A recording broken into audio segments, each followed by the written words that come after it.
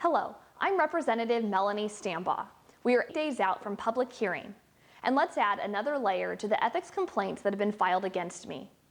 As I've stated before, legislative videos are allowed to be shared on Facebook pages. However, the Ethics Board has created cumbersome guidelines that are unnatural to modern technology and inhibit access to public records. Let's take a look. According to the Ethics Board, this is an example of a bad Facebook post. This is bad because you can see the video's thumbnail, and when you hit play, the video will start playing without redirecting you off of Facebook's website. Do legislators receive proper training on how to share posts aside from this manner? No.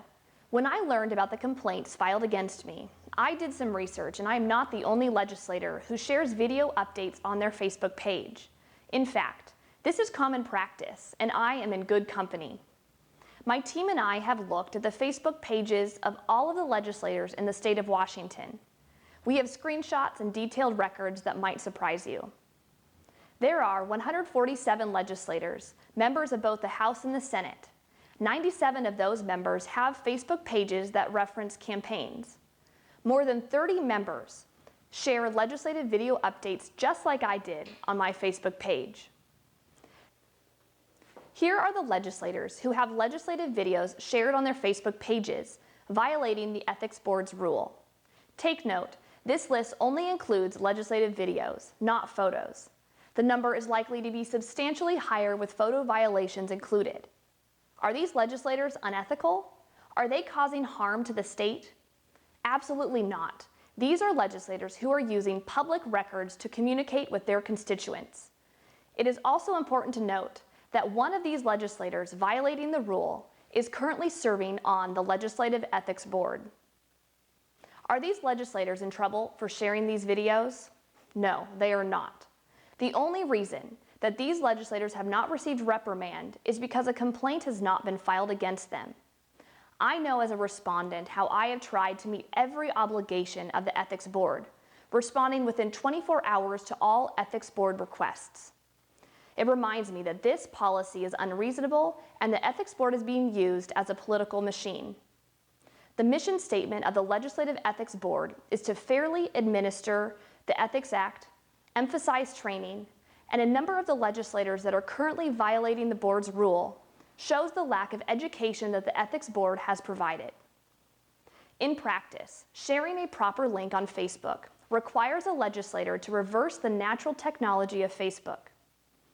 Facebook does not recommend these types of posts as they are ineffective at drawing a broad audience. In a world full of images, graphics, and videos, posts with long HTTP links are obsolete because people don't click on unknown blue links that look like jargon. The 2010 Governor's Social Media Guidelines for Government Agencies recognizes the importance of educating the public about the action of government.